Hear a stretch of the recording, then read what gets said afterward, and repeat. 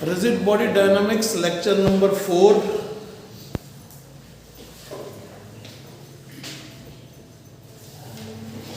Moment of inertia के बारे में बात कर चुके हैं. आज नया टॉपिक ले रहे हैं. One of the very important concepts we are taking today, and the concept is of torque. Adding लिख लीजिए torque. टॉर्क का सिंबल ऐसे बनाना है जैसे सी के ऊपर बार लगा दिया हो, ऐसे टच करता हुआ, और इसको प्रोनाउंस कैसे करना है? टॉ से. टॉर्क टॉ टॉ बोलते हैं इसको. अबे तो टाउ नहीं है. टॉ टॉ वैसे लिख लीजिए. Torque tau. What it is? Turning या rotating effect of force.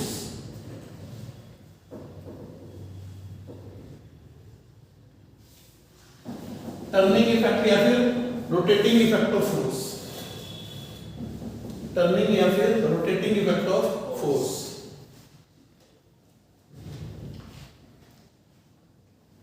मानिए ये एक रिजिड बॉडी है जो इस एक्सिस के अबाउट घूम सकती है. जो इस एक्सिस के अबाउट घूम सकती है. टॉप पे देख रहे हैं वो या तो यूं घूमेगी या यूं घूमेगी, क्लॉकवाइज या एंटी क्लॉकवाइज घूम सकती है. आप इस पर एक फोर्स लगा रहे हैं F जो इस जगह से पोजीशन R पर है. R पोजीशन पर F वेक्टर फोर्स लगा रहे हैं. ढंग से सीखिए, गड़बड़ मत कीजिएगा. R और F के बीच का एंगल हम लोग थीटा मान लेते हैं. तीन चीजें लिखूंगा, तीनों चीजों को ढंग से सीखिएगा. पहली चीज, F के दो कंपोनेंट कर लेता हूं. ये F पैरेलल टू R आ गया और ये F परपेंडिकुलर टू R आ गया. जो फोर्स R के अलोंग हो गया, यानी ऐसे जो खींच रहा है वो इसको घुमा नहीं सकता. तो घुमाने का इंपैक्ट कौन सा फोर्स का कंपोनेंट दे रहा है? ये वाला कंपोनेंट दे रहा है. बड़े ढंग से सीखना भाई साहब, ये कॉन्सेप्ट जो बता रहा हूं मुश्किल चीज नहीं है, आराम से सीखिए. ये एक रिजिड बॉडी थी जो इस एक्सिस के अबाउट घूम सकती है. आपने इसके अबाउट इसको हिंज कर रखा है. आपने एक फोर्स F लगाया. F का पोजीशन मालूम है, R पोजीशन पे ये F फोर्स लग रहा है. इसको ओरिजिन मानते हुए अपने बात लिखी है. R पोजीशन पे F फोर्स लग रहा है. तो क्या ये सारा F का कंट्रीब्यूशन आ रहा है रोटेट करने में? तो हमने इसको एनालाइज करने के लिए एक कंपोनेंट R के पैरेलल ले लिया, एक R के परपेंडिकुलर ले लिया. अगर आप सारा का सारा फोर्स R के अलोंग लगाते, इसको यहां से पकड़ के यूं खींचिए, तो क्या घूमने का प्रभाव आता है क्या? यानी ये कंपोनेंट घुमाने में कोई कंट्रीब्यूशन नहीं दे रहा. कौन सा कंपोनेंट कंट्रीब्यूशन दे रहा है? F परपेंडिकुलर वाला. इस F परपेंडिकुलर की वैल्यू लिख सकते हैं. अगर ये वैल्यू F थी तो ये F cos थीटा और ये F sin थीटा है. हम कह रहे हैं टॉर्क. टॉर्क को हम लोग यूं लिखते होते हैं F perpendicular into R. F perpendicular into R का मतलब हो गया F sin theta into R, that is RF sin theta. क्या तुम सबको टॉर्क की वैल्यू समझ में आ गई? RF sin थीटा ये टर्निंग इफेक्ट ऑफ फोर्स. इसका जो मैथमेटिकल नाम है वो turning effect of force. Definition ले ली. वैसे डेफिनेशन क्या लिख सकते हैं? इसको लिख सकते हैं moment of force. Moment of force. जब ये मोमेंट वर्ड आएगा तो जिसका भी मोमेंट दिख रहा है उसको पोजीशन से मल्टीप्लाई करना पड़ेगा. तो ये F into R है, तो ये F into R. लेकिन कौन सा F का कंपोनेंट नाम आ रहा है? F perpendicular. RF sin theta. अगर मैं इसी डायग्राम को दोबारा से बना लूं और यही F फोर्स ऐसे अभी भी लग रहा है, ये R है, और अब हम लोग F को रिजॉल्व करने की बजाय R को रिजॉल्व कर लेते हैं. ये एंगल थीटा तो ये एंगल थीटा. ध्यान देना भैया, ये वाला R का कंपोनेंट, इस R का ये कंपोनेंट F के परपेंडिकुलर है और R का ये वाला कंपोनेंट F के पैरेलल है. है ना? में जवाब दे दीजिए. R parallel to F, R perpendicular to F. अब टर्निंग इफेक्ट में ये वाला आर काम में नहीं आ रहा, ये वाला आर काम में आ रहा है, तो आप टॉर्क को ऐसे भी लिख सकते हैं F टाइम आर परपेंडिकुलर। ये अब F पूरा का पूरा और ये आर परपेंडिकुलर है।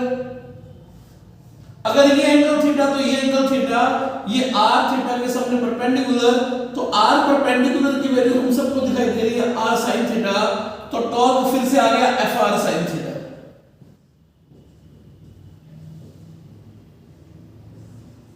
क्या तुम सबको बात समझ में आ गई? टॉर्क की value R F sine theta से आ रही है। एफ आर साइन थीटा बोलो, आर एफ साइन थीटा बोलो, एक ही बात है। Turning effect of force is given by R perpendicular F, या फिर आर परपेंडिकुलर एफ की बजाय आर एफ परपेंडिकुलर। दोनों से एक्सप्रेशन एक ही आ रहा है, are F sine theta. A cross B हम सब लोग जानते होते हैं, ए बी साइन थीटा होता है। डायरेक्शन में आ जाएगी, मैं मैग्नीट्यूड लिख रहा हूं सिर्फ एक बार मैं। तो टॉर्क का फॉर्मूला इन दोनों से साफ पता लग रहा है, लिखा जा सकता है R cross F. F cross R नहीं लिख सकते, आर क्रॉस एफ लिखना है। Torque is not equal to F cross R. क्यों नहीं है इसके बराबर, क्यों इसके बराबर है, और क्यों एफ क्रॉस आर के बराबर नहीं है, पहचानना बड़ा आसान है। पहचानते कैसे? अब चेक कीजिए, एफ यूं लग रहा है, आर ये रहा, आर ये रहा, एफ ये रहा, आर क्रॉस एफ। अगर एफ यूं लग रहा है तो साफ दिखाई दे रहा है बॉडी भी क्लॉकवाइज घूमेगी, जो डायग्राम में बना रखा है। अगर क्लॉकवाइज घूमेगी तो घूमने की right direction R cross F से आ रही है, एफ क्रॉस आर से घूमने की राइट डायरेक्शन नहीं आ रही है। That's why it is written as R cross F, not F cross R. फिर पूछना चाहूंगा, क्या तुम्हें समझ में आया कि आर क्रॉस एफ क्यों लिखा है? इसके घूमने की right direction R cross F से जस्टिफाई हो रही है, एफ क्रॉस आर से जस्टिफाई नहीं हो रही है। That's why it is written R cross F.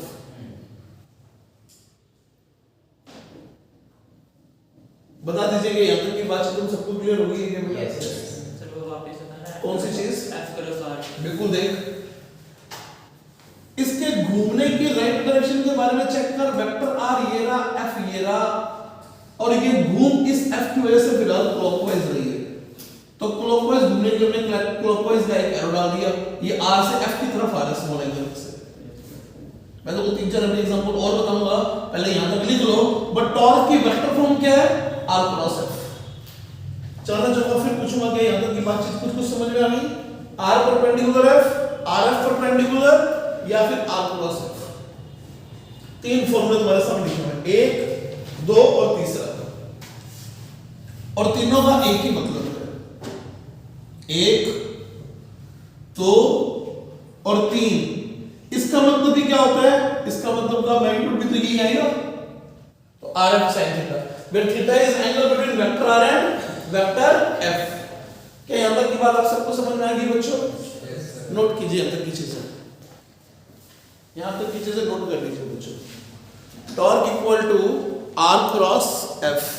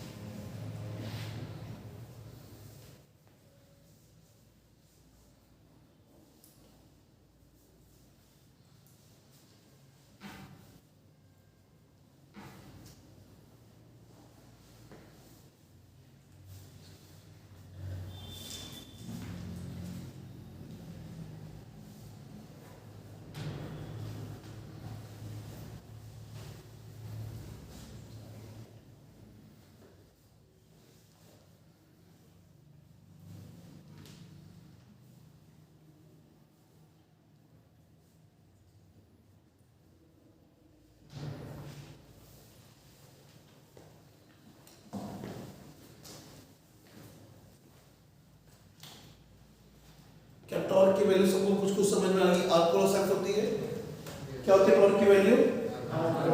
R cross F में क्या क्या दो फॉर्मूले याद रखने हैं?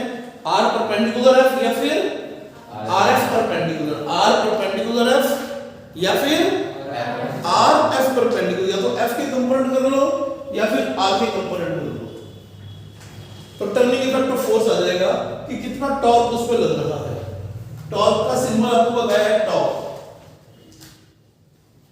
You क्या आ जाएगा, दिखाई दे रहा है यहाँ से F इंटू आर कर रहे हैं, न्यूटन मीटर आएगा, लेकिन इस न्यूटन मीटर को जूल नहीं बोलेंगे। वर्क में न्यूटन मीटर जूल कहलाता होता है, इसमें न्यूटन मीटर को कभी भी जूल नहीं कहा जाएगा, यूनिट इसका क्या रहेगा, न्यूटन मीटर ही रहेगा।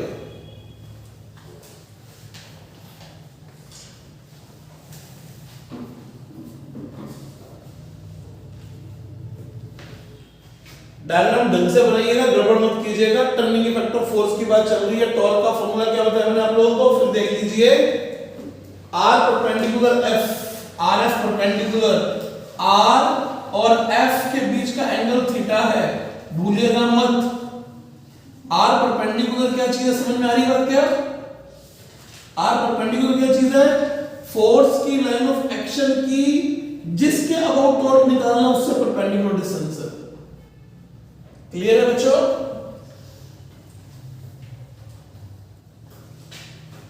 Perpendicular distance of line of action of force, perpendicular distance of line of action of force from rotational axis, जो भी आपने लेट की है जिसके वो भूतों में माना है उससे परपेंडिकुलर डिस्टेंस है।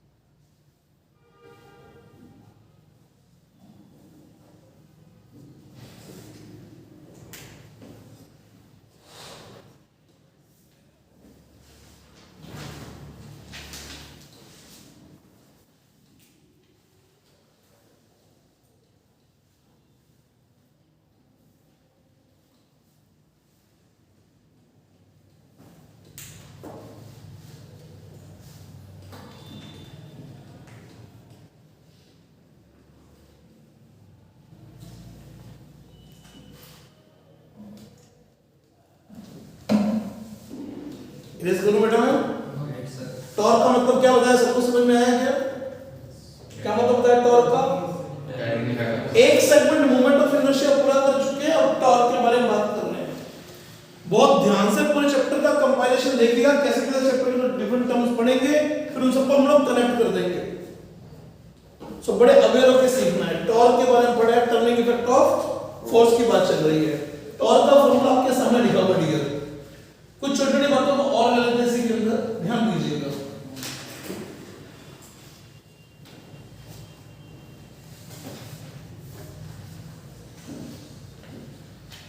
सपोज करो ये डायग्राम दे रखा है, ढंग से सुनना पूरी की पूरी बात, ढंग से सुनिएगा, बात को समझने की कोशिश कीजिएगा।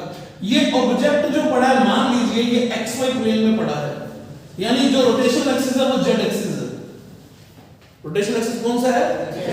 अब इस बॉडी पर आप कहीं पर F फोर्स लगा रहे हैं, टॉर्क गिन लिया हम लोगों ने, कैसे निकाल सकते हैं, लेकिन जो टॉर्क आ रहा है वो ऐसे आ रहा है, clockwise. If object is in XY plane तो टॉर्क R cos F से क्लॉकवाइज आया, क्लॉकवाइज का मतलब है माइनस k कैप, तो टॉर्क की जो डायरेक्शन आ रही है वो माइनस k कैप की डायरेक्शन आ रही है क्लॉकवाइज के सीन में। अब चेक कीजिए, फिगर को कर्व कीजिए, ये वेक्टर R बोल रहे हैं, ये वेक्टर F बोल रहे हैं, तो R क्रॉस F से घूम क्लॉकवाइज रही है, बट टॉर्क के बारे में लिखवाने वाला हूं कि इसकी डायरेक्शन किस तरफ होती है, मेंशन कर रहा हूं, torque is an axial vector. बहुत ध्यान से लाइन को पढ़ना भाई साहब। Torque is an axial vector, its direction is always along some axis। इसकी डायरेक्शन किसी एक्सिस के अलॉन्ग होती है, इसकी डायरेक्शन किस तरफ होती है, जैसे इस एग्जांपल में टॉर्क की डायरेक्शन किस तरफ है, माइनस के अलॉन्ग है।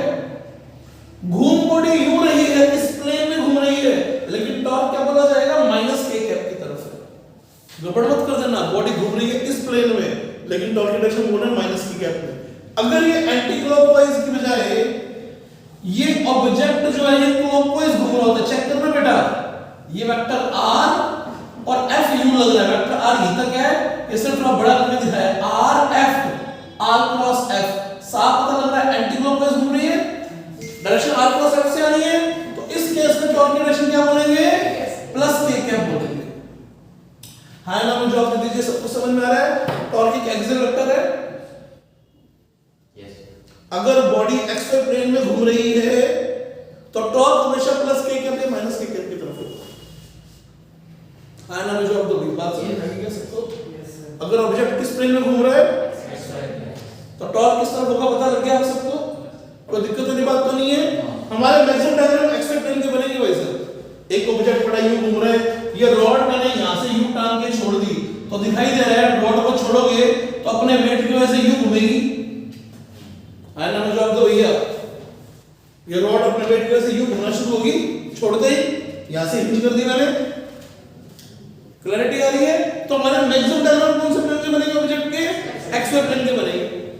तो टॉप में किस तरफ घूमना पड़ेगा, प्लस के कैप की तरफ या फिर माइनस के कैप की तरफ घूमना पड़ेगा। वो क्लॉकवाइज एंटी क्लॉकवाइज से यहां लिख के दिखा दी मैंने तुम्हें। टॉर्क होता किस तरफ में पता लग गया, एक्सियल वेक्टर। क्लियर हो गई तुम सबको लाइन? नोट कर लीजिए, पहले ये पॉइंट नोट करना है, torque is an axial vector that is its direction is always along some axis. फिर ये दो एग्जांपल लिख लीजिए, पहले ये स्टेटमेंट, फिर ये दो एग्जांपल। पहले ये स्टेटमेंट लिख लीजिए, फिर वो दो एग्जांपल लिख लीजिए, क्लॉकवाइज एंटी क्लॉकवाइज बताओ।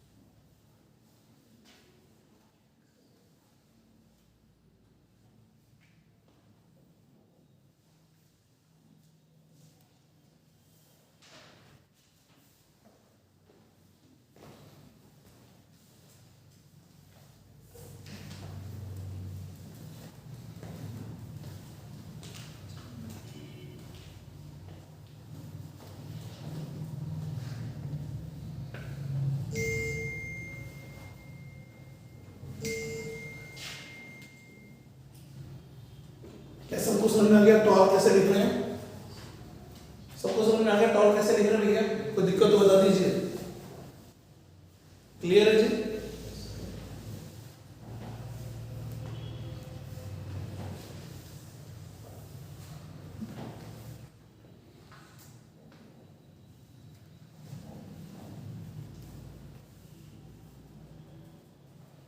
टॉर्क लिखा जाता है हमेशा किस प्रकार से, आपके सामने बेटा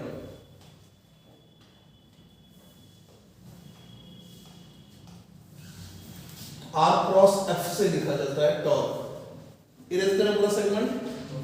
क्लॉकवाइज एंटी क्लॉकवाइज की बात तुम सबको समझ में आ गई, दिक्कत वाली बात इसके अंदर नहीं है। आया ना, में जवाब दीजिए भैया, दिक्कत वाली बात तो नहीं है इसके अंदर भैया। शुरुआत करते हैं जी।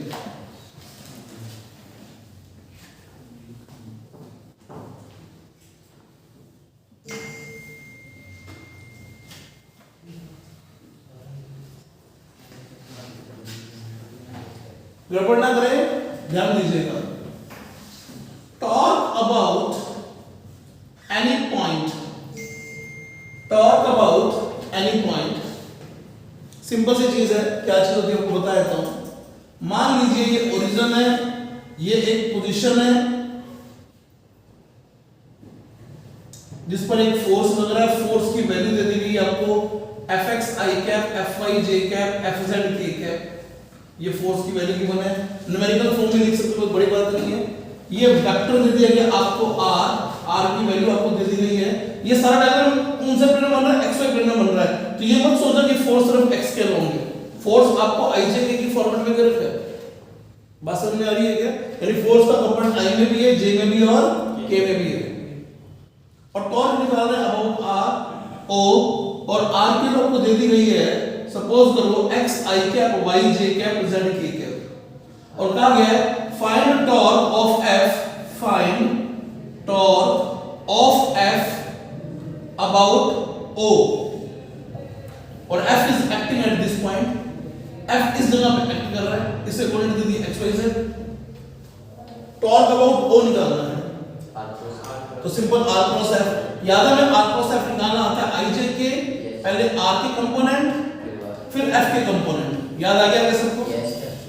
तो ये टॉर्क निकालना था, टॉर्क होता है R cross F, R cross F का मतलब डिटरमिनेंट सॉल्व करना है, तो आई कैप का मल्टीपल आ जाएगा एक माइनस जे कैप का मल्टीपल आ जाएगा प्लस के कैप का मल्टीपल आ जाएगा। आई कैप का मल्टीपल निकालना तो ये कॉलम ये रो छोड़ दिया, ये माइनस ये, तो y f z minus z f y minus z f y, j cap का मल्टीपल निकालना तो ये कॉलम ये रो x f z minus z f x, k cap का मल्टीपल निकालना है तो x f y minus y f x।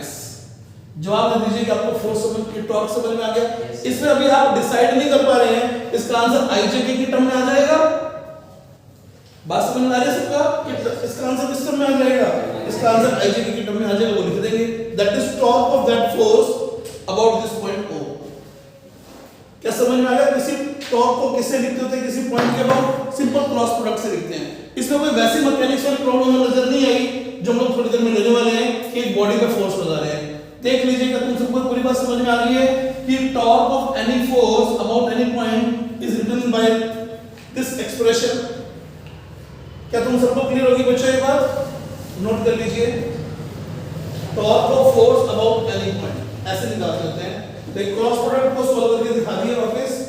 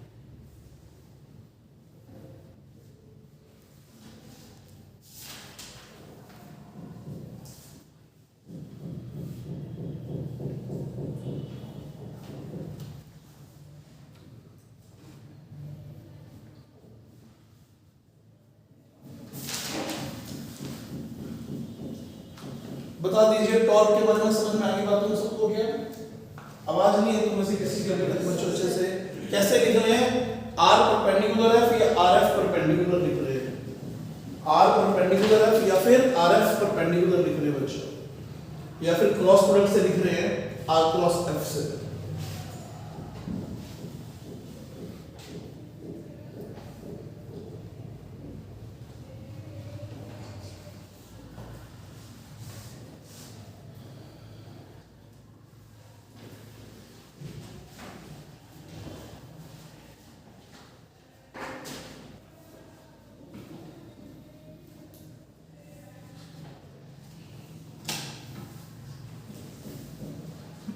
समझ में आ गई बेटा?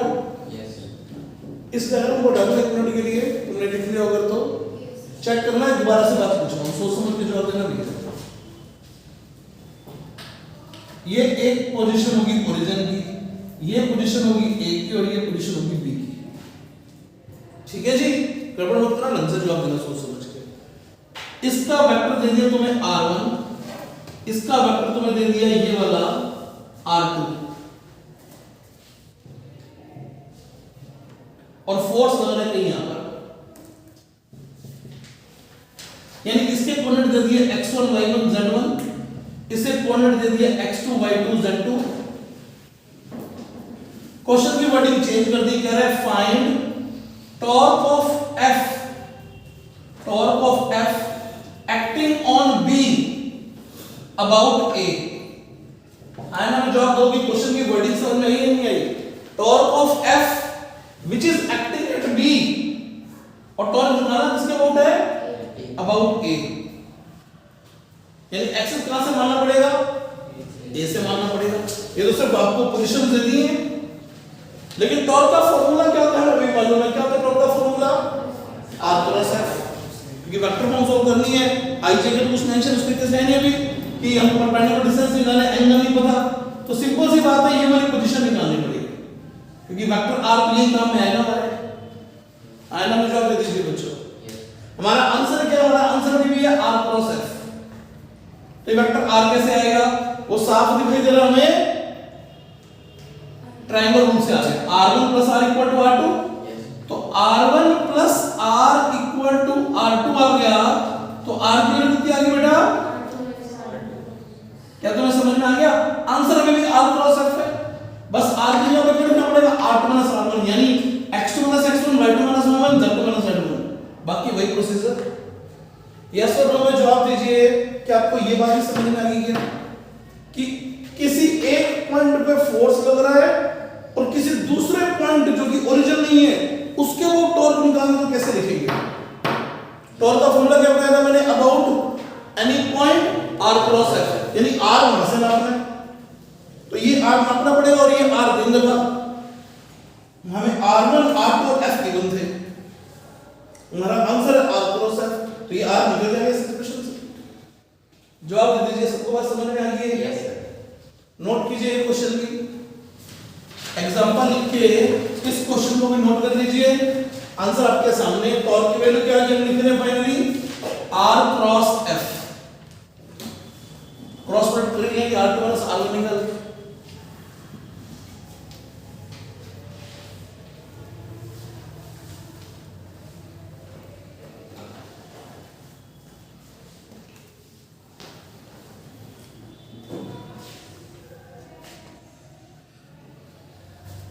क्या तुम सबको समझ में आ गया जो बोले बेटा, टॉर्क की वैल्यू आ रही है R क्रॉस F से,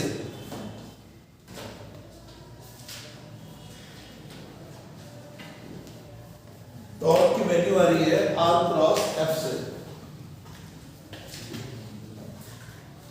F की वैल्यू गिवन है आपको 2i cap - 3j cap + 6k cap, find torque of F about origin, और ये जो F एक्ट कर रहा है, एक्टिंग एट पॉइंट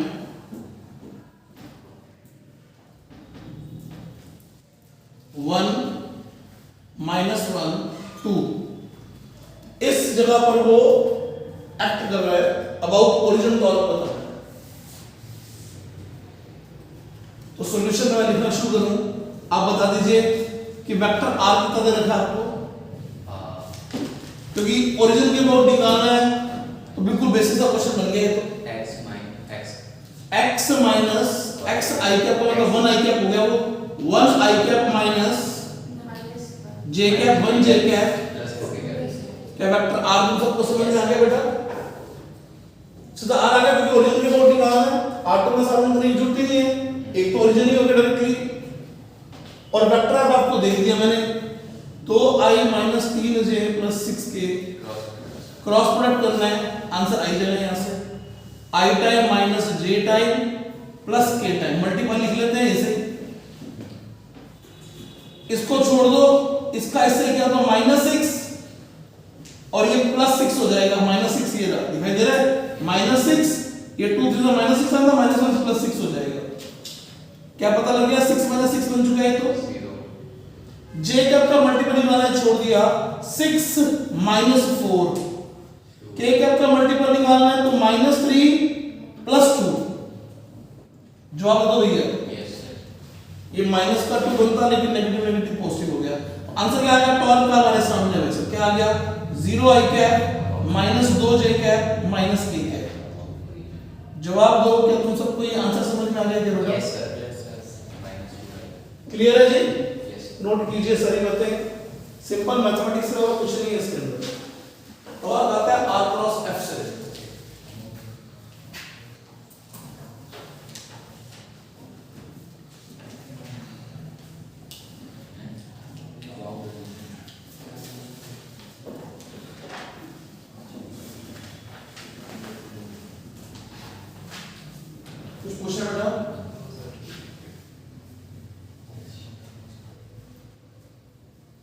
क्या तुम सबको टॉर्क निकालना आ गया? चेक कर लो अच्छे से, कुछ पूछा तो पूछ लो भाई।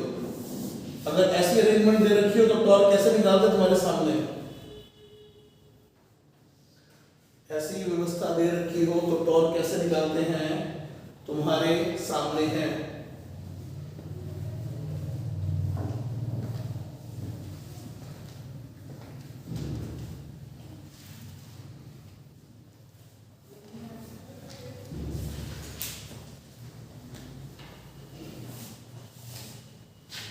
समझ में बेटा? ये साइड इरेज कर रहे हैं।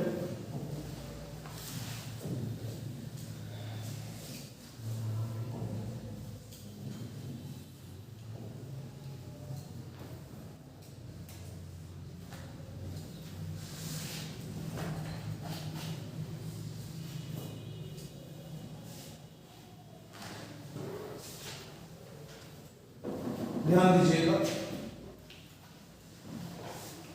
मानिए आपके पास ये एक ऑब्जेक्ट है, या हम लोग एक काम करते हैं, एक डोर की तरह लेते हैं। ये एक डोर हो गया जो कि इस एक्सिस के अबाउट रोटेट कर सकता है, इस एक्सिस के अबाउट रोटेट कर सकता है।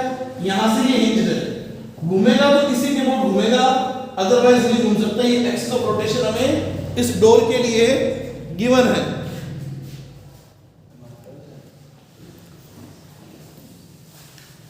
तो देखते हैं कि इस डोर की बात चल रही है, हिंज कर रखा है हमने इसको, ये सिर्फ इस एक्सिस के अबाउट रोटेट कर सकता है। ढंग से सुनना भैया, आपने भी ऐसे डायग्राम भी देखे थे और घूमने का एक फीलिंग आया था, वो यहां से और क्लियर होगा। इस बात से भी बताने वाला, आप इस पर एक फोर्स लगाइए दरवाजे पर, इस तरीके से खींचने वाला, और बताइए कि दरवाजा घूमेगा या नहीं घूमेगा। आप इसको यूं खींच रहे हैं बाहर की तरफ, ऐसा फोर्स, मतलब सुनना, ऐसा फोर्स जिसकी लाइन ऑफ एक्शन एक्सिस में से पास आउट हो जाए, वो उसको घुमा नहीं सकता। हम लिखेंगे एक करके पॉइंट वाले सारे के सारे। ऐसा फोर्स जिसकी लाइन ऑफ एक्शन एक्सिस से पास आउट हो जाए, उसको घुमा नहीं सकता। उस एक्सिस के अबाउट, उसका उस एक्सिस के अबाउट घुमाने में, टॉर्क प्रोवाइड करने में कोई कंट्रीब्यूशन नहीं होता, डिक्टेशन नहीं है इसकी पूरी। हम लोग इसकी लाइन ऑफ एक्शन इस एक्सिस से पास आउट है। सेकंड फोर्स लीजिए जो कि इस एक्सिस के पैरेलल है। अब बताइए घुमा देगा क्या? ये भी नहीं घुमा पाएगा।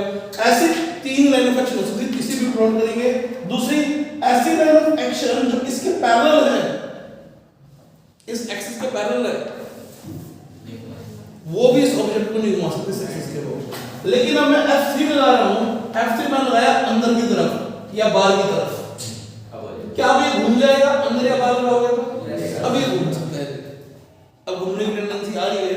तो अब चेक कीजिए, एक्सिस और line of action skew lines है, दिखाई दे रहा है? एक यूं और यूं, एक चीज यूं और एक चीज यूं आ रही है। एक्सिस ये तो फोर्स यूं है, यूं उधर है, तो ये स्क्यू लाइंस है। ये स्क्यू लाइन वाला सिचुएशन तो टॉर्क प्रोड्यूस कर सकता है, अदरवाइज टॉर्क प्रोड्यूस। या चेक करना, तुमने फोर्स यूं लगाया था तो दिखाई दे रहा है कि टॉर्क जनरेट हो रहा है, ये स्क्यू लाइन बन रही है, ये चीज यूं होगी और ये स्क्यू लाइन है।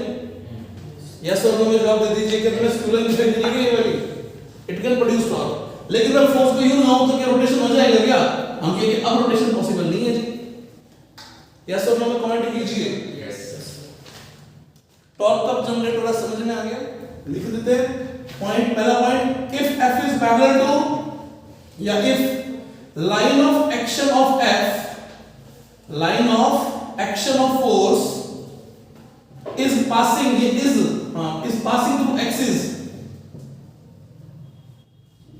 passing through axis, then no torque will be produced, no torque will be produced by this force।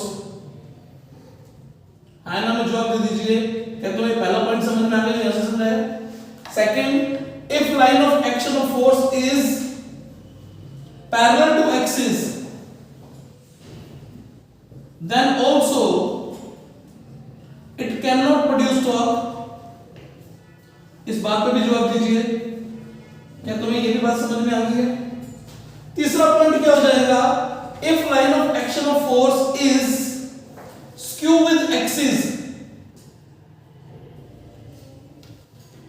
Skew का मतलब समझ में आ गया ना? एक ऐसे और एक ऐसे, then this force can produce torque. जवाब दीजिए कि टॉर्क के बारे में तुम्हें आइडिया मिल गया क्या कि टॉर्क कौन से फोर्स जनरेट करवा पा रहे हैं और कौन से नहीं जनरेट करवा पाएंगे? क्या पूरा आइडिया मिल गया क्या? देख के बताइए ये सारा अच्छे से। क्या 3 पॉइंट तुम्हें समझ में आ गए? इनको लिखिए बच्चों, इन 3 पॉइंट्स को लिख लीजिए। इन 3 पॉइंट्स को लिख लीजिए।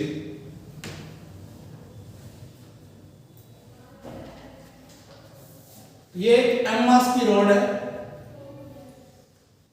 एल इसकी लेंथ है, यहां से हिंज्ड है, किनारे से हिंज्ड है। अभी सबका जाने के लिए यहां लिखते ना बात सकते। एक्सिस ऑफ रोटेशन तुम्हें दे दिया, रोटेशन प्लेन तुम्हें दे दिया, ये एक्स वाई एक्सिस मेंशन कर सकते हो, कोई बड़ी बात नहीं है। इस पर कौन कौन से फोर्स लग रहे हैं अभी इस इंस्टेंट पे? एमजी, एमजी कितना दिखा दूं? Of course centre of mass पे लग रहा है, सारा वेट यही कंसंट्रेट माना जाएगा, तो एमजी फोर्स में दिखाई दे रहा है क्या? और कौन सा फोर्स आ जाएगा? हम कह देंगे कि सपोर्ट का या हिंज का फोर्स आ जाएगा। आना में जवाब दो। ये रोड कहां टिकी हुई है? अभी इस हिंज पे टिकी हुई है और तुमने हाथ से पकड़ा था, इसको छोड़ दिया। अब दो ही फोर्स लगते, छोड़ते ही कितने फोर्सेस लग रहे हैं? कितने फोर्सेस लग रहे हैं? फिलहाल 2 फोर्सेस लग रहे हैं इस छोड़ते समय। अब इसको छोड़ते अगर 2 फोर्सेस लग रहे हैं तो एक्सिस ऑफ रोटेशन पहचानो कहां पर है। इशारा करके बताओ एक्सिस ऑफ रोटेशन कहां पे है? एक्सिस ऑफ रोटेशन पूछूं तो बोलो एक्सिस ऑफ रोटेशन ये रहा सर, इस बोर्ड के प्लेन के परपेंडिकुलर ये एक्सिस ऑफ रोटेशन है। इसके बोर्ड घूमेगा, घूमने का निशान दे दिया ये वाला। आना में जवाब दे दीजिए, आराम से सोच के बताइए। सबसे पहला कमेंट में मुझसे क्या मांगा? कौन कौन से फोर्सेस लग रहे हैं? नंबर 2 एक्सिस ऑफ रोटेशन को आइडेंटिफाई कीजिए। क्या तुम कर पाए? कौन कौन से फोर्सेस इस एक्सिस के अबाउट स्क्यू हैं? नॉर्मल तो यहां से पास आउट हो गया, ये तो एक्सिस स्क्यू है ही नहीं, एक्सिस से पास आउट तो टॉर्क प्रोड्यूस नहीं कर सकता। क्या एमजी स्क्यू है इसके साथ? ये एमजी स्क्यू तो टॉर्क पक्का प्रोड्यूस करेगा। ये इसको घुमाएगा और कौन घुमा रहा है? छोड़ती घुमा तो रही है और कौन घुमा रहा है? आना में जवाब तो भैया स्क्यू हो गया। अब बताओ टॉर्क लिखा जाएगा तो मेरे टॉर्क लिखा जाएगा। पहले बताया था r क्रॉस f, अभी भी वही बोल रहा हूं, बट बोलने के तरीके में देखिएगा। क्या तुम्हें r परपेंडिकुलर डायरेक्टली दिखाई दे रहा है? टॉर्क की वैल्यू लिखोगे r परपेंडिकुलर f, तो r परपेंडिकुलर कितना हो गया? दिखाई दे रहा है L/2। अरे हां ना जवाब करो। Yes sir. ये पूरी लेंथ L होती है, कितनी बच जाएगी और f की वैल्यू कितनी आ गई? हां ना जवाब दे दीजिए। अच्छा ये क्लॉकवाइज है तो प्लस के या माइनस के? तो माइनस के। क्या तुम्हें इस टॉर्क की वैल्यू समझ में आ गई? कोई कहेगा तो बड़ा मुश्किल काम है जी, दूसरा तरीका भी लिख लेगा, लेकिन धीरे धीरे ये आसान लगेगा, धीरे धीरे ये आसान लगेगा। 5 मिनट वेट करो भी, दूसरा तरीका देखना टॉर्क लिखने का। कोई कह दे सर वेक्टर r जो है ना, r क्रॉस f लिखना है सर, वेक्टर r की वैल्यू हमें दिखाई दे रही है L/2 i कैप। अरे ये तो सिखाया था, ये r ये f, तो ये रहा r ये रहा f। r कितना है? L/2 i cap. f कितना है? mg माइनस j कैप है जी। आंसर तो आ गया mg L/2, i cross j k होता है और माइनस बड़ा है, सेम आंसर आ गया भाई सर। अरे जवाब दो, क्या तुम सबको समझ में आ गया? सेम आंसर आ गया। ये मैं लिखा r क्रॉस f से, ये वाला आंसर मैं लिखा था r परपेंडिकुलर f से। क्या तुम्हें दोनों बातें समझ में आ गई क्या यार? इसको r परपेंडिकुलर f बोल दो इस क्वेश्चन में, चाहे rf परपेंडिकुलर बोल दो, एक ही बात है, क्योंकि ये दोनों पूरे परपेंडिकुलर ही है। कंपेयर करने की तो आवश्यकता महसूस ही नहीं हुई। यस और नो में जवाब दो भैया। यस पक्का बोल दीजिए। जैसे अभी मैं बताता हूं कि क्या बोला और क्या समझा, इसको दोबारा से देखते हैं। मान लो ये रोड यहां पर पड़ी थी, अभी दोबारा से यहीं से छोड़ रहे हैं, नॉर्मल तो यहीं से पास आउट हो जाएगा। ये एंगल मैंने तुम्हें थीटा दे दिया। अब फिर से टॉर्क अबाउट हिंज लिखना है। Torque about hinge on road किसका आएगा? इसका मास m है, लेंथ l है। कौन कौन से फोर्सेस लग रहे हैं हमारे लिए भी? हम कहेंगे हमारे लिए mg लग रहा है जो इस एक्सिस से स्क्यू है। चेक करो, एक्सिस ये रहा, फोर्स ये रहा। आना में जवाब दो भैया, क्या तुम्हें स्क्यू लाइन दिखाई दे रही है? टॉर्क तुम्हें लिखवाना है, कितना टॉर्क लिख दूं बता दो भैया। तुम्हारे पास अब टॉर्क लिखने के मेथड है, r perpendicular f, rf perpendicular और r क्रॉस f। तुम्हें देखना है कि क्या लिखना है, तुम्हें देखना है कि क्या लिखना है। ये एंगल थीटा है, r sin theta mg minus r sin theta I cap r की जगह पर क्या लिखूं? पूरी लेंथ l दे रखी है, मेरा आंसर r में नहीं आएगा इसका। l/2 क्या आंसर लिखूं मैं इसका? l/2 sin theta mg l/2 sin theta mg। minus कैसे लिखा तुमने? किससे कंपोनेंट किए हैं?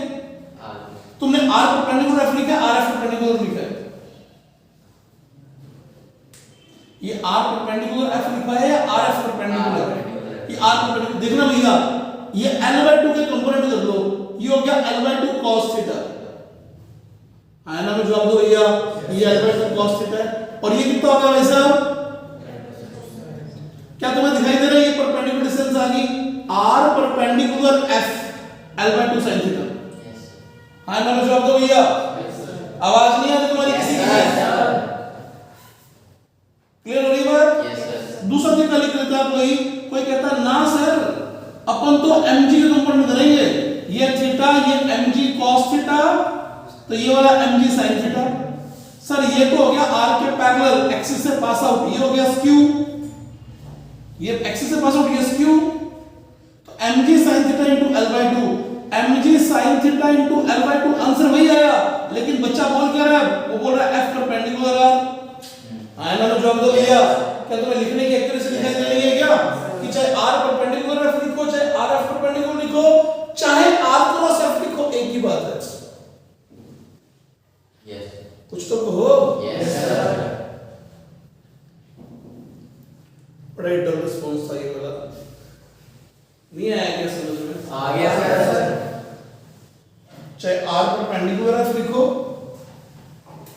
चाहे rf परपेंडिकुलर लिखो, चाहे r क्रॉस f लिखो, इतना देखना r वेक्टर लिख रहा हूं।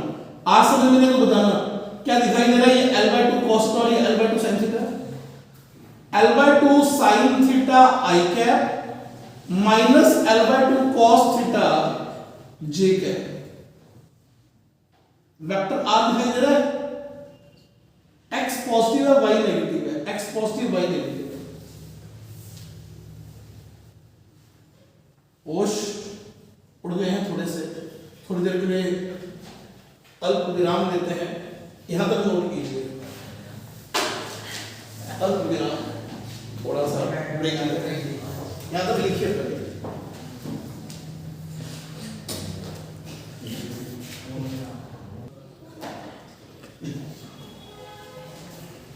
स्क्यू एक्सिस की बात हो चुकी है हमारे से, कैसे सॉल्व बनता है। एग्जांपल वैसे नहीं कर सकते हैं।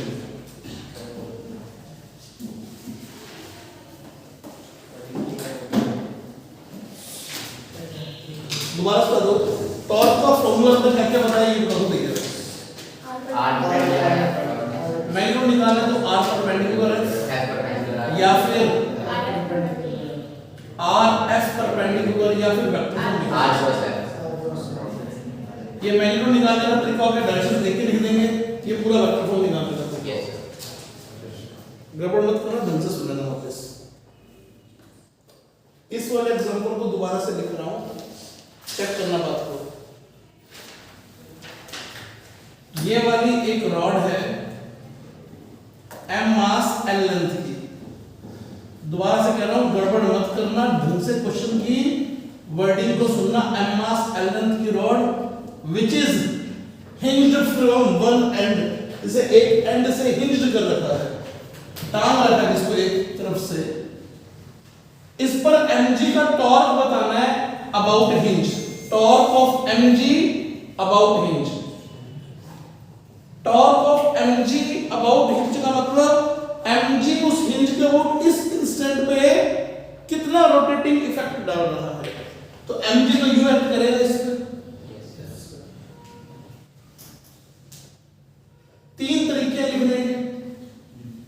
हमें डिसाइड करना है कि हमें कौन सा समझ में आता है, हमें तीनों समझ में आने चाहिए, हमें तीनों चीज समझ में आनी चाहिए। ये डिस्टेंस पक्का L/2 है और ये एंगल थीटा गिवन था।